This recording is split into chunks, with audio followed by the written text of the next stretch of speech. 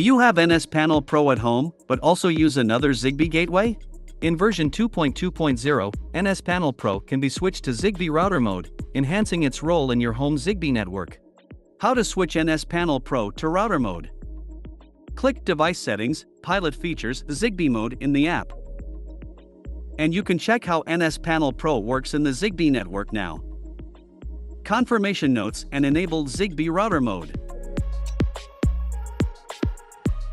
After switching mode, NSPanel Pro will restart and needs to be logged in again.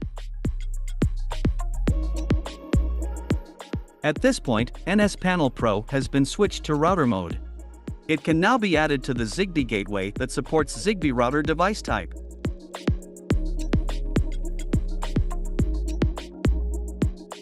Of course, you can switch back to Zigbee Hub mode from MeWe Link app.